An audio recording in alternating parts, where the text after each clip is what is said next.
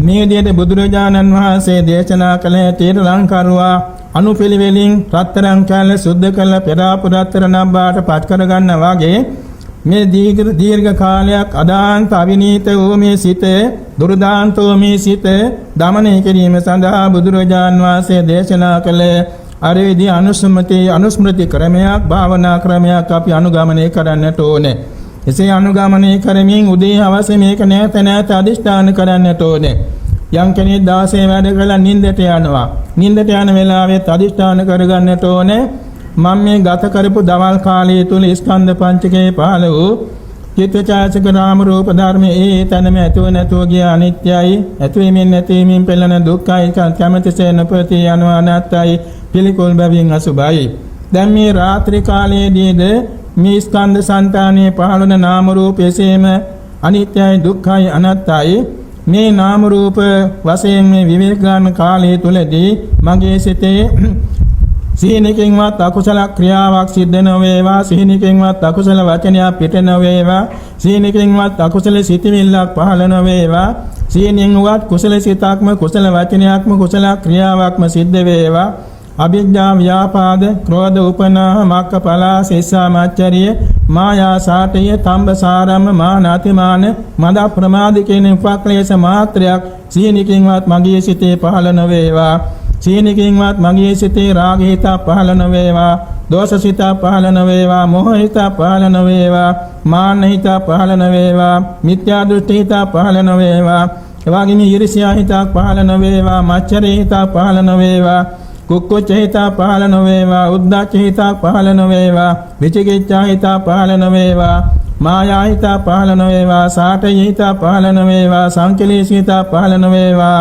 මගේ සිත පිරිසුදු පවත්වා ගැනීමට සිහිනුවණින් පවා රාත්‍රී කාලයේ ගත කිරීමට මන ශක්තිය ලැබේවා කියලා අදිෂ්ඨාන කර ගන්නවා.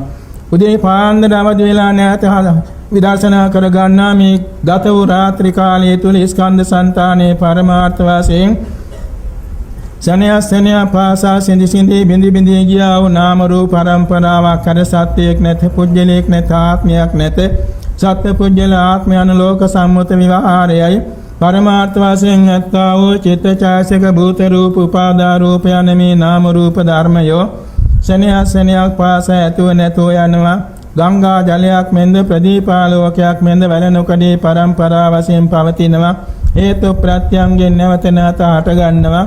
ඇතිව නැතුව යන බැවින් අනිත්‍යයි, ඇතිවීමෙන් නැතිවීමෙන් පෙළෙන බැවින් දුක්ඛයි, කැමැතිසේ නොපවතී ගිය බැවින් අනාත්තයි, පිළිකුල් බැවින් අසුභයි කියලා ත්‍රිලක්ෂණයට හරවනවා.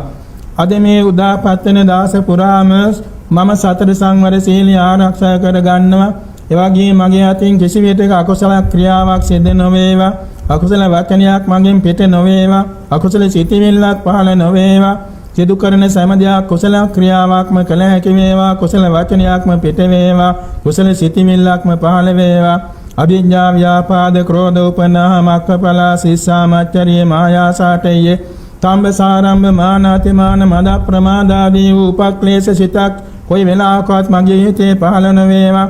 කොයි වෙලාවකවත් මගේ හිතේ රාග සිතක් නොවේවා, දෝෂ සිතක් නොවේවා, මොහ හිතක් නොවේවා, මාන්න සාගත හිතක් නොවේවා, ඊර්ෂ්‍යා සාගත හිතක් නොවේවා, මච්චර හිතක් නොවේවා, කුක්කුච්ච හිතක් නොවේවා, උද්ධච්ච හිතක් නොවේවා, වාගේ විචිකිච්ඡා හිතක් නොවේවා, මායා හිතක් නොවේවා, සාඨය හිතක් නොවේවා, සංකලේශ හිතක් නොවේවා. මට නිරන්තරයෙන් මගේ සිහිනුවණින් යුතුව සිත ආරක්ෂා කරගන්න ශක්තිය ලැබේවා කියලා උදේ අදිෂ්ඨාන කරගන්නවා. දාස පුරාම තමාගේ සෑම කටයුත්තක් සිහියෙන් කරන් අර වගේ අනුස්සතියක් පුරුදු කරනවා.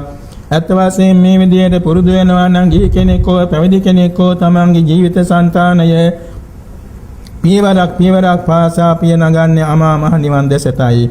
කෙනෙක් කොහෙවත් නෙමෙයි අතරමං වෙන්නේ නැහැ.